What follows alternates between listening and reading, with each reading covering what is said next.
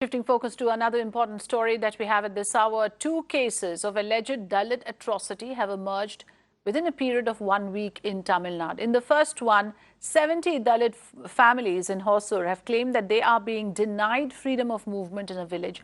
In the second case, a Dalit boy was attacked after he allegedly confronted a classmate. So these are the two instances, both in Tamil Nadu, that has raised the alarm on the issue of atrocity against Dalits. So 70 Dalit families, viewers, let's just bring out the entire story here. As many as 70 families in Hosur have claimed that their freedom to move around in the village has been curtailed. It's blocked by upper caste members. They claim that the road that connects their colony with the area where 80 upper caste Hindu families stay have been deliberately dug up or covered with rocks so that they cannot use that particular road. Now, this to reportedly prevent them from going through that particular location where the upper caste families stay.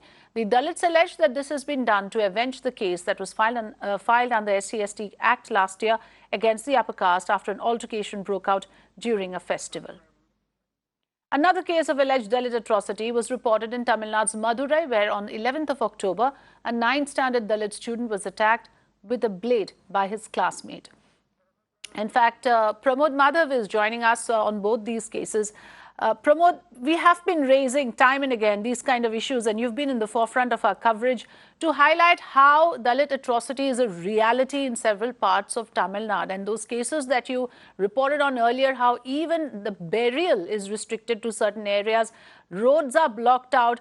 The Dalits have lived this, this kind of a subjugation, and they've been suffering indignity for a very long time. The last two cases that we are reporting, the latest incidents, can you take us through the details of this?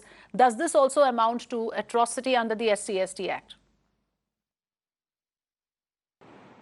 It definitely is, because the first case which you mentioned about the village Bagaluru near Hosur at Krishnagiri district is that time and again we mentioned how Dalit families in rural areas stay in a place called as colony. It's simply called as colony, and it's a kind of a segregation where the families actually stay a little further away from the village where other dominant castes live, and such a kind of situation still prevails in the state, and this is one such situation. And as you exactly mentioned, last year during a temple festival there was an altercation between the two communities, and they had gone ahead and filed a case against the SC/ST Prevention of Atrocities Act. And now what has occurred is that for nearly, the villagers claim, for more than 10 months, this has been a situation over there where you could see even road movers and those kind of objects are being placed on the roads that actually lead to the village to make sure that they do not get a path. These members, they have to work. They have to actually move away from the village to go to various other places to work, because after the filing a case under SC/ST Act, they did not get job in that village as well. So even for traveling, they have made it much more difficult. The worst part here is that after continuous giving pleas to the authorities, the villagers claim that the authorities are acting very shallow, very slow in their work. Every time when the police comes there to actually talk with these villagers, the villagers simply put the blame on someone else, clear the path, and it will be cleared for 1 week, and once again they continue this. And that's why the villagers yesterday protested, and they claim that they definitely need a solution, because this is not a normal way for a human being to live. Absolutely. This is not, this is again, why this is extremely important to point out is it's against the fundamental right to equality.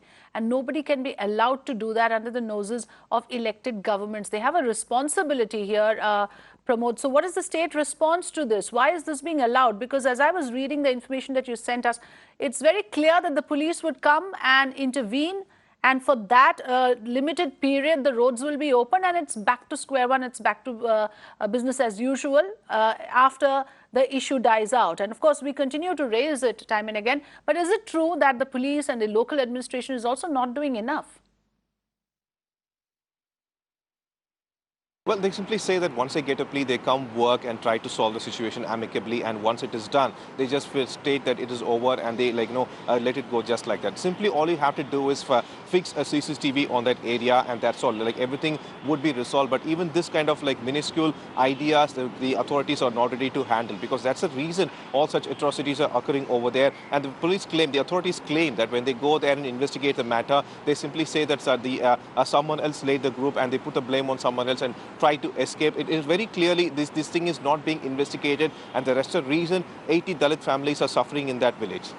Absolutely. 80 families in this particular village in Hosur are suffering because of this differential treatment, discriminatory treatment meted out to them by the upper caste families. Thanks for joining us, Pramod.